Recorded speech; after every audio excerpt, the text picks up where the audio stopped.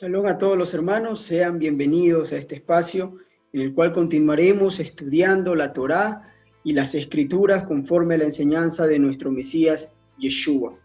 El día de hoy pretendemos continuar con la serie de estudios del libro de Levítico. En la primera parte estudiamos Levítico capítulo 1, donde nos hablaba acerca de los sacrificios de Olá o el sacrificio de holocausto. La parte número 2, que llega a integrarse en los sacrificios de holocausto, fue el sacrificio de holocausto continuo, el Korban Hatamid. Y el día de hoy vamos a entrar ya a Levítico capítulo 2 para poder comprender cuál era el funcionamiento del servicio del templo delante del altar, el cual los sacerdotes, hijos de Aarón, eran ordenados de hacer dentro del santuario. Vamos a compartir pantalla para que podamos entrar directo a la enseñanza. El día de hoy vamos a estar tratando acerca de las ofrendas de oblación o el Korban Minjá, ofrenda de oblación o Korban Minjá como se conoce en el hebreo. Esto es de suma importancia para nosotros poder comprender, porque la palabra Minjá usted la va a encontrar en la Biblia en diferentes partes y significa un presente. La semana pasada o en los videos pasados habíamos hablado acerca de lo que significaba una ofrenda de Olá, que es una ofrenda de adoración al Eterno. Cuando usted quería presentar una adoración delante del Eterno, lo hacía con esta ofrenda. Esta ofrenda es más o menos similar, pero es un presente de una ofrenda vegetal, de tipo vegetal. La primera vez que aparece en la Torá esta palabra minjá en el hebreo es cuando Caín y Abel están presentando una ofrenda, y ahí dice presentaron una ofrenda. Y la palabra que aparece allí, que se traduce al español como ofrenda, es la palabra minjá, es un presente. O sea, cuando usted vaya a ver esta palabra en el hebreo, si a usted le gusta estudiar con el idioma original para poder entrar a la mejor comprensión del texto, usted va a notar que minjá no solamente se refiere a ofrendas vegetales, como en este caso en el contexto de Levítico capítulo 2, sino que está hablando de un presente. O sea, hagámonos la idea de que el Eterno nos está pidiendo, nos está dando una ordenanza de cuando algún israelita quiere levantar un presente, llevar un presente al templo para el Eterno. Vamos a ver que esta ofrenda, a diferencia de la Olá, es para el sustento de los sacerdotes. Korban Minjá. Ok, comencemos. Levítico capítulo 2, del verso 1 al 16, es donde encontramos el texto de todo lo que relaciona a la ofrenda de Minjá. Y más ordenanzas o leyes con respecto a esta ofrenda, usted la puede encontrar en Levítico capítulo 6, versículo del 14 al 18. Y dice de esta manera: cuando alguna persona ofreciere oblación o minjá, en español aparece como oblación, ofreciere oblación o minjá a Yahweh, su ofrenda será de flor de harina. Y aquí nos describe lo que uno tiene que traer cuando quiere llevar una minjá. Su ofrenda será de flor de harina, sobre la cual echará aceite y pondrá sobre ella incienso. Aquí nos damos cuenta lo que necesita: harina, aceite sobre la harina e incienso. Y la traerá a los sacerdotes, hijos de Aarón, y de ellos tomará el sacerdote su puño lleno de flor de harina y del aceite con todo el incienso, y lo hará arder sobre el altar para memorial. Ofrenda encendida es en olor grato a Yahweh. Ok, vemos que la importancia de esta ofrenda. Dice que se la presentaba para memorial de aquella persona que estuviese presentando la ofrenda. O sea, para un recuerdo. Háganse la idea de que es un registro que se tiene delante del Eterno de alguien que presentó la ofrenda, como alguien que queda registrado en las nóminas celestiales de aquel que presentó una ofrenda, quedará un registro del que presentó un presente, un don al Eterno. Y obviamente nosotros podemos pensar en este momento, ¿qué podemos presentar al Eterno que le sirva a Él? Bueno, de acuerdo a la Torá, esto era para beneficio del ofrendante, como lo vemos, para memorial de lo que él hizo, y para consumo del sacerdote que estaba haciendo el servicio, porque esta harina no era desechada realmente todo lo que se traía al al fuego, desperdiciando la comida. Solamente era un puñado que se echaba al fuego para memorial, pero el resto de la comida, el resto de la harina, los panes, eran dados al sacerdote para que él pudiera consumir. Vemos allí la grandeza y la sabiduría del Eterno, donde da un sistema que lo diferencia de las demás costumbres de cultos paganos que había alrededor. Esto es un servicio al Eterno donde todo tiene un ordenamiento, todo tiene una lógica, todo tiene una razón y un propósito, que no se sale del razonamiento que nos ha dado a nosotros como seres humanos. Como hijos de Israel, nos ha dado una ley perfecta que diferencia en sabiduría a las demás naciones. Y eso lo podemos ver cuando nos dedicamos a estudiar los diferentes tipos de cultos y adoraciones que hacían las naciones paganas y que hacen hasta el día de hoy. Ok, tenemos que necesitamos flor de harina, aceite e incienso.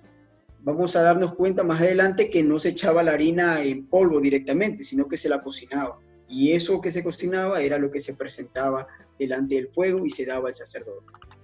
Aquí tenemos lo que le llaman en el hebreo el comet. Tomará el sacerdote su puño lleno de flor de harina y del aceite con todo el incienso. Esta era la manera en la que ellos lo llevaban. Los 3 dedos, dentro de los 5 dedos, los tres dedos interiores, eso era lo que se llamaba el comet o el puñado con lo que ellos tomaban. Y luego cerraban los otros 2 dedos de las esquinas, digamos así, y eso era lo que ellos presentaban delante del altar, solo un puñado. Lo que realmente tenían ellos que llevar, o el presente que está ordenado en la Torá, de acuerdo al libro de Números, era 2 kilos de flor de harina. Y de esos 2 kilos, solamente un puñado era lo que se llevaba al fuego, al altar. El resto era para consumo de aquellos que estaban haciendo el servicio del Eterno.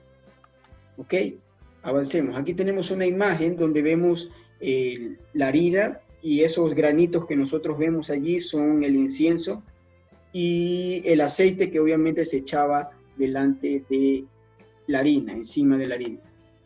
Algo que nosotros debemos conocer es que en el templo había un área que se llamaba el Beit Aftinas o la cámara de Aftinas. Aftinas era una familia, un sacerdote, una familia de sacerdotes, se le conocía así, o la casa de Aftinas, como la familia de ese sacerdote que estaba encargado de hacer el incienso. Si usted puede ir al libro de Levit, al libro de Éxodo, disculpe, va a encontrar que hay un ordenamiento de cómo preparar el incienso, una fórmula realmente de cómo hacer el incienso para el templo. Y estas personas, esta familia Aftinas, y en honor a ellos se le llama la cámara de Aftinas porque era en la cámara en la que se preparaba el incienso, ellos guardaban y preservaban esta fórmula de tal manera que ni siquiera sus hijas, al día de su boda, se veía entre ellas en sus cámaras, en sus cuartos, usar incienso para que nadie diga que el incienso que ellos están usando, que esa familia usa, está tomado del templo. Se les prohibía de manera de honor por personal, ellos mismos, entre toda su familia, de usar incienso en cualquier momento de su vida o en cualquier tiempo en sus hogares, para que nadie hable de que lo que ellos estaban presentando en sus casas era tomado del templo para usarlo como algo de un recurso personal. Aquí nos damos cuenta la importancia y la solemnidad con la que se hacía el servicio. De la misma manera era aquella familia que estaba encargada de hacer el perfume. Pero hoy estamos viendo acerca del incienso. Estas personas que hacían el incienso tenían una fórmula especial, que ya lo dije, está dada en la Torá, pero una fórmula especial de acuerdo a la tradición nos indica que el humo del incienso subía como una columna recta, no se desviaba. ¿Cómo lo hacían? Es un secreto que ellos tenían, dado del Eterno, en la sabiduría del Eterno.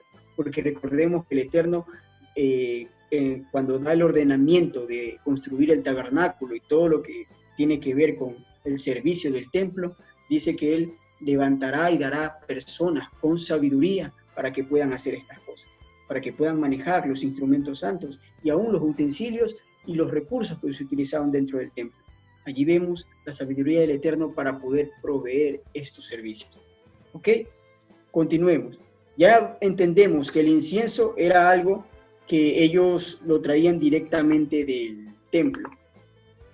Si usted quería presentar una ofrenda, usted llevaba su harina o su pan en ese momento, sin levadura, lo vamos a ver, llevaba el aceite, pero el incienso era algo que se daba directamente del templo. El templo era lo que proveía el incienso. Continuamos. Dice, la flor de harina y del aceite con todo el incienso, y lo hará arder sobre el altar para memorial. Ofrenda encendida es de olor grato a Yahweh. Nos damos cuenta que esto se tenía que quemar en el altar, porque en el altar era el área el cual el Eterno ha consagrado, como leímos en el video pasado, el Eterno ha consagrado el altar y dice, todo lo que tocar el altar será santísimo. Éxodo capítulo 29. Todo lo que toque el altar se volvía algo santo, enteramente santo. Entonces el altar era lo que santificaba la ofrenda. Habíamos hablado un poco acerca de el propósito de las ofrendas y vale la pena que lo recalquemos también en este video, porque ocurre que cuando hablamos de estos temas, muchas personas, por la influencia de la doctrina o la denominación a la que pertenecen, desmeritan estas creencias. Entendemos que no se presentaba, como decir, el animal entero en el fuego al Eterno, y que eso era lo que él, como muchos piensan, se goza en esta quema de animales. No, ese es el propósito. El propósito es presentar la sangre. Cuando tocaba el altar, la ofrenda se hacía santa. Y el resto del animal, sea el cuero, la carne del animal, eran presentadas delante de los sacerdotes para ser consumidas. Pero era la sangre que representa en toda la Torá vida, lo que hacía que esta ofrenda, que este sacrificio fuese válido. Y la sangre, que es la vida del animal, es lo que se presenta delante del Eterno. En el templo no se presentaba muerte, se presentaba vida. Lo que quedaba con muerte era para el consumo del animal. Y aún la sangre, que posteriormente se llegaba a degenerar, era limpiada por los sacerdotes y llevada a un acueducto, un desagüe, podemos decirlo así, donde ellos limpiaban todo eso todos los días, y la sangre que la limpiaban con agua caía directamente al torrente de Cedrón. El torrente de Cedrón llevaba esas tierras que usted puede ver e investigar, eran tierras rojas por el color de la sangre, y era una tierra en sobremanera fértil, porque la sangre que se recogía de allí se la utilizaba como abono. Y toda esa sangre que se recogía en abono, en forma de abono, se la vendía a los agricultores de Jerusalén para sus sembríos, y el dinero que se recolectaba de esa sangre era para el servicio y el mantenimiento del templo. Nada se perdía, todo era de acuerdo a la lógica y a la razón, presentando un servicio completamente ordenado, con mucho honor y respeto y temor al Elohim de Israel, que es al Elohim que nosotros servimos. Y es importante que nosotros conozcamos estas verdades para que no perdamos de vista la verdadera percepción de quién es Él y de sus mandamientos. Muchos repetimos cuando decimos que su palabra es eterna, por lo tanto debemos considerar que si esta oración o este precedente es real, también estos sacrificios son eternos. Y aún las profetas hablan de la reanudación de los sacrificios cuando se construya el templo. Quien va a estar a cargo de todo esto, Yeshua, el rey de la casa de David, que trajo redención a todo el pueblo de Israel. Ok, continuamos. Vemos cuáles eran las ofrendas. Luego dice, lo que resta de la ofrenda será de Aarón y de sus hijos. Es cosa santísima de las ofrendas que se queman para Yahweh. Cuando usted vea esta palabra, cosa santísima, es porque hay ofrendas en la Torá y en el libro de Levítico, las cuales son santas y otras son santísimas.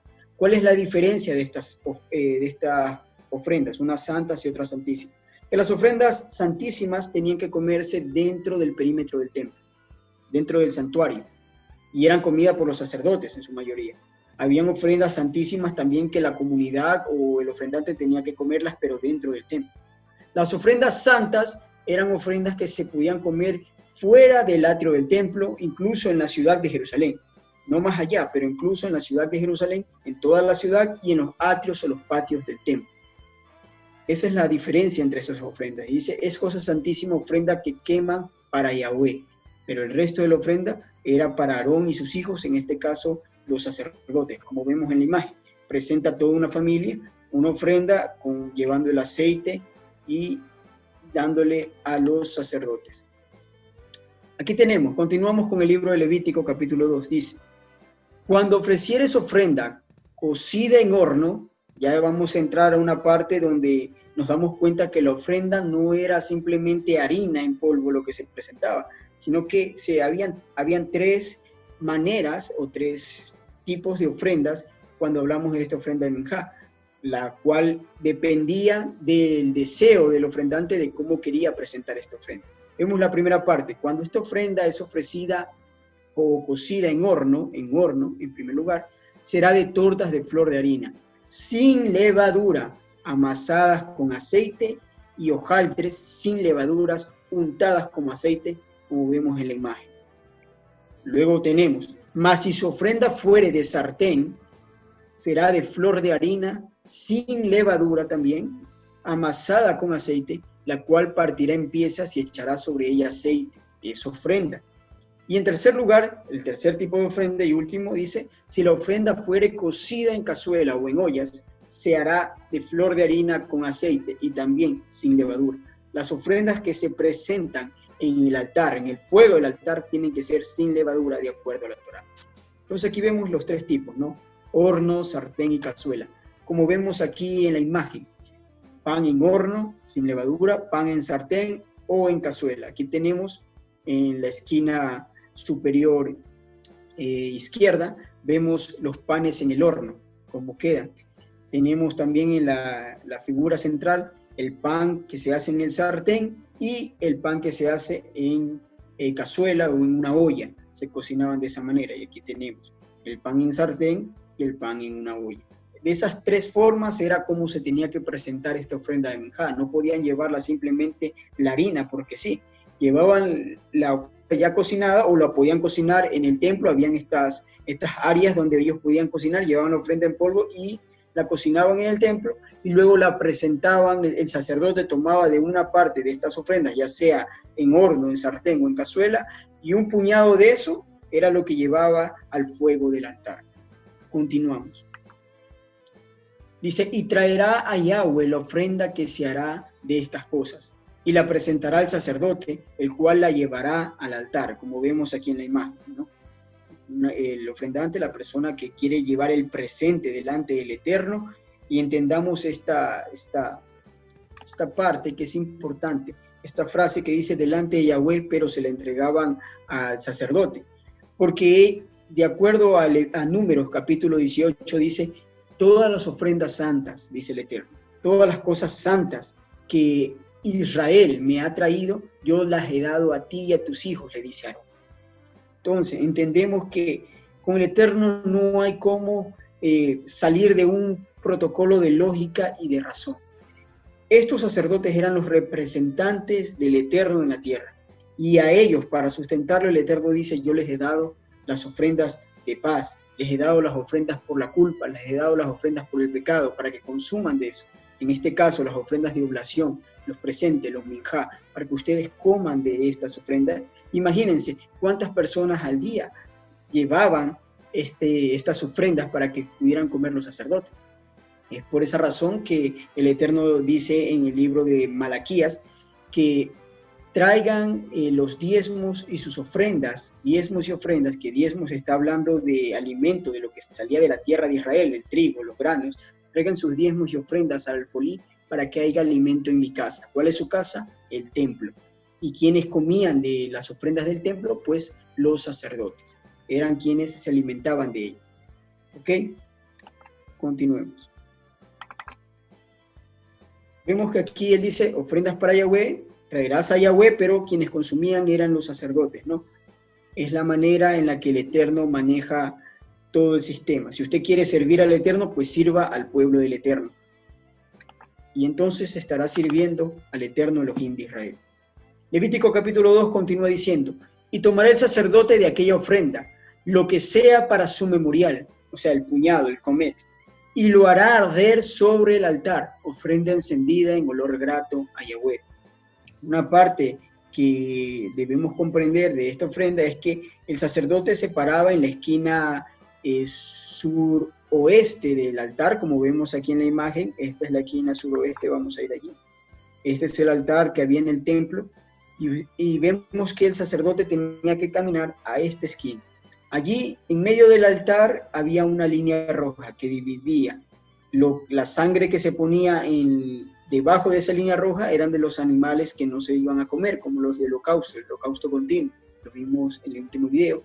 Y la sangre que se ponía en la parte de arriba eran de los animales que se consumían, y especialmente los sacrificios por pecado o sacrificios por la culpa, porque de acuerdo a la Torá, el sacerdote tenía que echar la sangre en las 4 esquinas del altar, en las 4 cuernos del altar, le llama allí, pero en este caso no eran cuernos, sino eran básicamente unos cuadrados rectangulares que salían de allí, unas formas rectangulares que salían de las puntas del altar, de las esquinas del altar. Entonces aquí era donde el sacerdote se paraba y levantaba la ofrenda al Eterno también.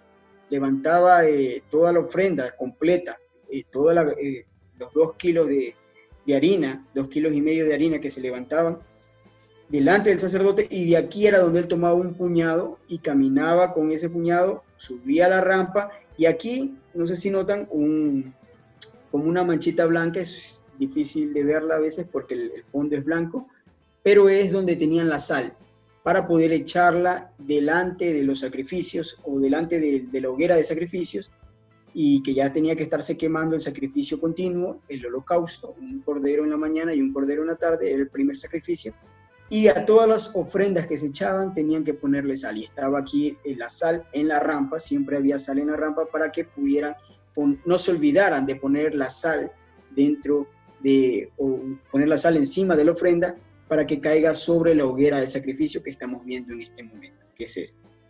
Ya habíamos mencionado que esta hoguera era para el incienso que se utilizaba en el lugar santo, y la hoguera de acá era para mantener el fuego encendido. Si en el caso se apagaba una de las dos, ya tenían una hoguera adicional para mantener el fuego encendido. Okay. Vemos aquí al sacerdote presentando la ofrenda, levantando. Luego de esa ofrenda que levantó, que es la que el sacerdote iba a comer, una ofrenda santísima, ya la presentó, la elevó delante del Eterno, y tomaba él el comet o el puñado con los 3 dedos de en medio de la mano, lo tomaba y cerraba los dedos, y eso subía a la rampa, le ponía sal. Ya recordemos que esta ofrenda ya debía haber tenido el incienso y el aceite encima. Si ven estos granitos que vemos aquí en la imagen, ese es el incienso, y eso es lo que se quemaba ya. Aquí el incienso, lo que ponían ellos, y el resto era para consumo de los sacerdotes, la ofrenda que se quemaba. Cuando subían a la rampa le ponían el incienso y la quemaban. No era la ofrenda a la comida, perdón, sino a la ofrenda que se presentaba ya directamente al fuego. Esa era la ofrenda que se le ponía el incienso, al puñado. ¿Okay? Y aquí el resto lo teníamos para el consumo de los sacerdotes. Continuamos. Levítico 2 dice: y lo que resta de la ofrenda será para Aarón y sus hijos, es cosa santísima, de las ofrendas que se queman para Yahweh. Aquí vemos, Aarón y sus hijos tenían que comerlo dentro del altar. En la imagen podemos ver una representación de lo que se hacía, pero algo un poco equivocado, ya que vemos a todos los sacerdotes con cabello largo. De acuerdo a la Torá, el sacerdote se le ordena que su cabello no sea muy largo, que no sea largo, sino más bien que lo recorte. Tampoco podía cortarse totalmente, a menos que alguien hiciera un voto nazareo, pero tenía que tener el cabello corto. Esta es una mala percepción de lo que es la cultura hebrea. Ellos tenían el cabello corto, todos, porque los sacerdotes, para ellos es un ordenamiento, es un mandamiento, a menos que hagan un voto nazareo. Pero para el resto del pueblo veía a los sacerdotes como un ejemplo, como el principio a imitar para poder tener una costumbre dentro del pueblo. Entonces todos ellos tenían el cabello corto, incluso al Mesías, que se lo pinta constantemente con cabello largo, él no lo tenía así, porque el pueblo imitaba de alguna manera lo que los sacerdotes hacían. Quienes sí podemos ver que tenía cabello corto y por tanto se lo pinta a veces con cabello largo y se lo pinta con un cabello corto, es el apóstol Pablo, Rab Shaul, conocido en Occidente como el apóstol Pablo. Él, por un voto nazareo, que está en Números capítulo 6, tenía el cabello largo, tenía que dejarse crecer el cabello. Y vamos a ver algún momento en estos videos, en esta serie de videos, cuál es el principio y el fundamento de este mandamiento. Entonces nos damos cuenta que cuando empezamos a estudiar las Escrituras, las cosas empiezan a tomar una forma más real y nos despejamos de la fantasía y de las creencias occidentales y la percepción occidental que la gente tiene acerca de esto. Normalmente, una persona, cuando hablamos de estos sacrificios, tiene la idea de algo sanguinario y primitivo, y tal vez sin un propósito y sin un sentido. Pero recordemos que esta gente a la que estamos leyendo, los sacerdotes, no tenían tierras, no se les había dado una porción, una parcela de tierra. Por lo tanto, ellos no tenían de dónde poder sustentarse, y el Eterno les dijo: yo seré su herencia, yo seré su sustento. Y vemos que Él está cumpliendo cuando les da estas ofrendas que el pueblo de Israel trae alimento delante del Eterno, y el Eterno no es hombre ni es físico para que Él comiera de esto.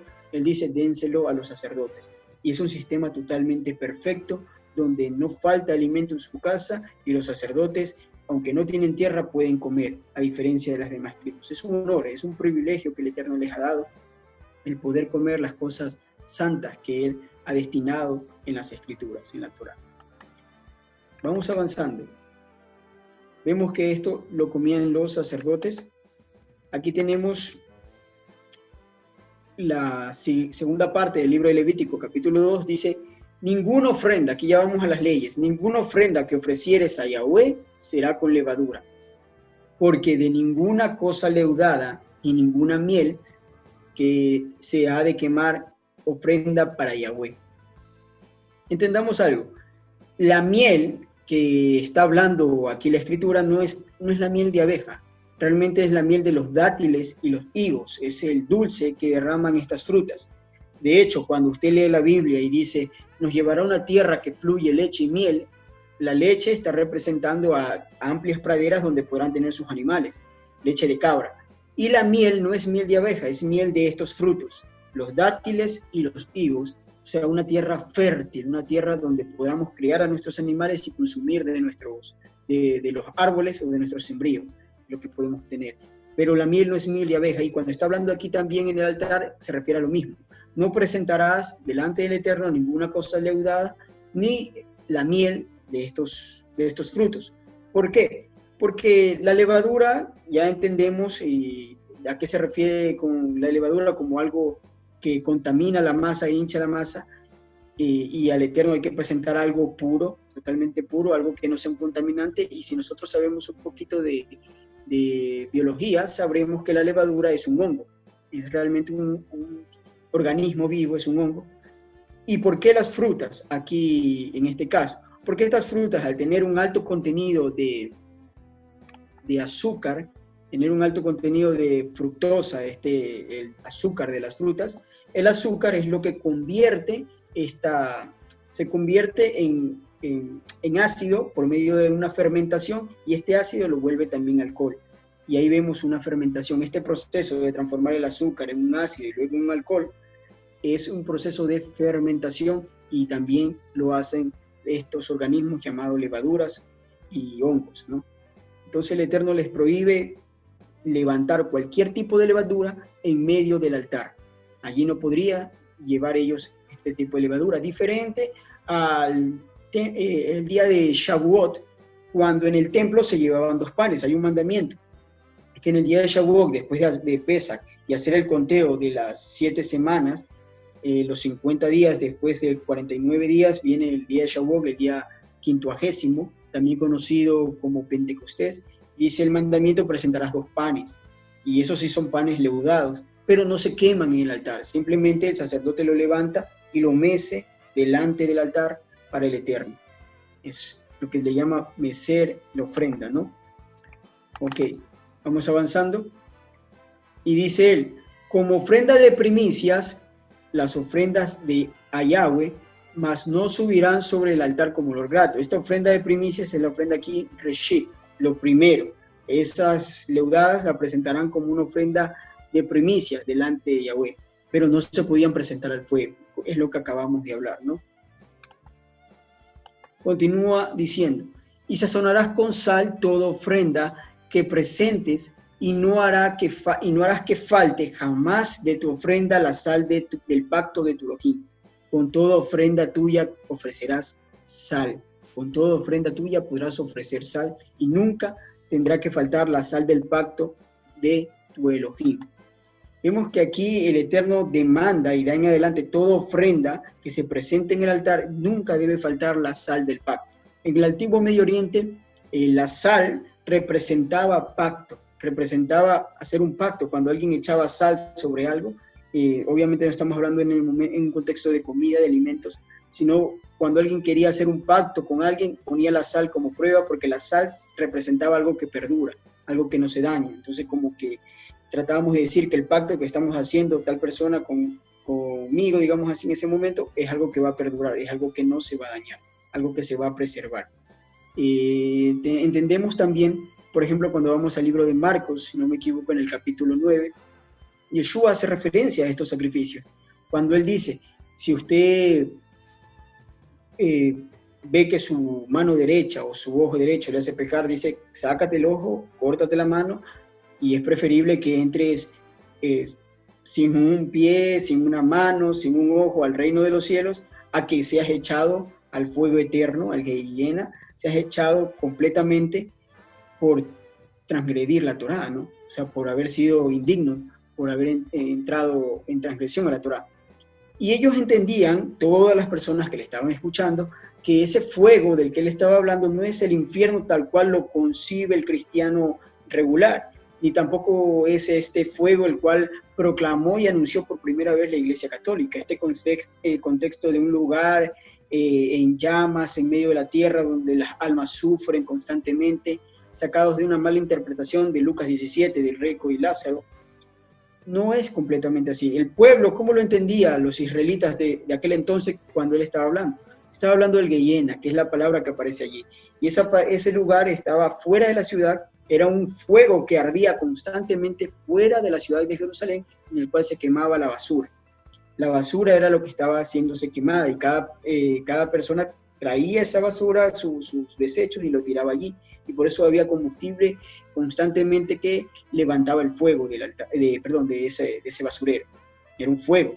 Y es una referencia a decir, serán destruidos, vendrán a ser como nada, porque entrarán a ser quemados en este fuego. Y continúa el verso diciendo, pero aquellos que son justos, dice él, toda ofrenda será presentada en fuego y deberá ser salada, dice, deberá ser puesta con sal.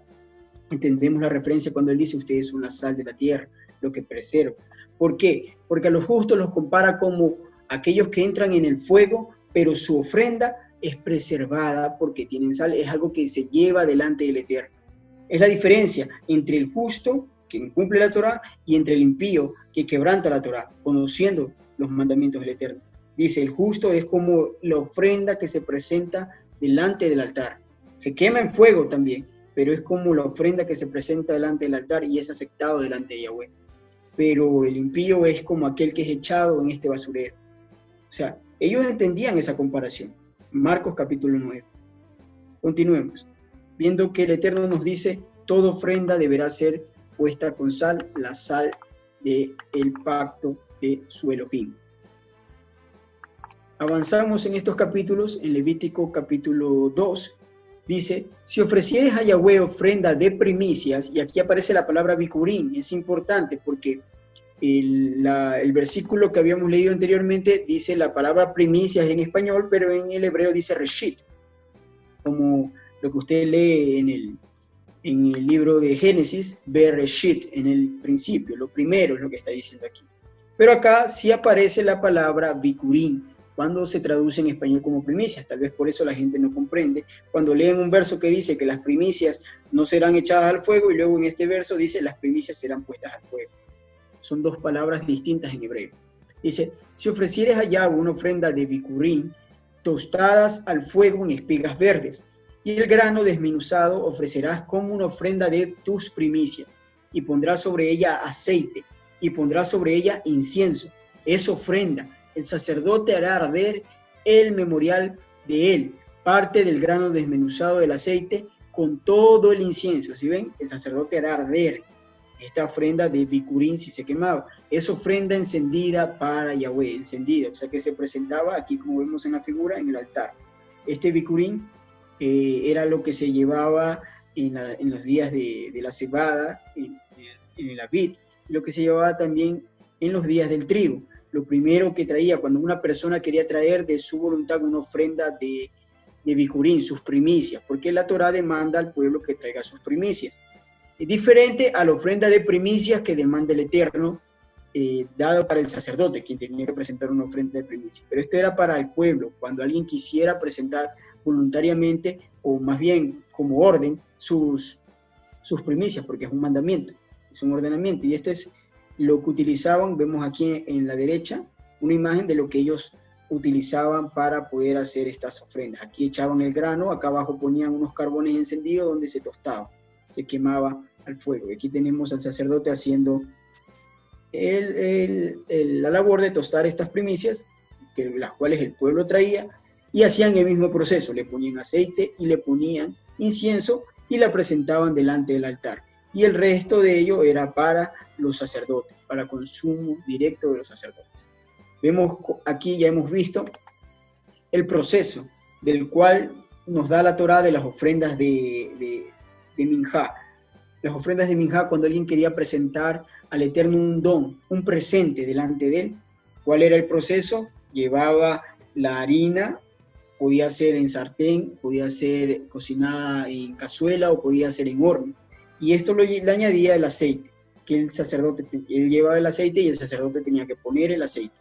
Y el incienso lo tomaban del templo, también el sacerdote les proveía de eso. Y esa es la ofrenda que ellos presentaban.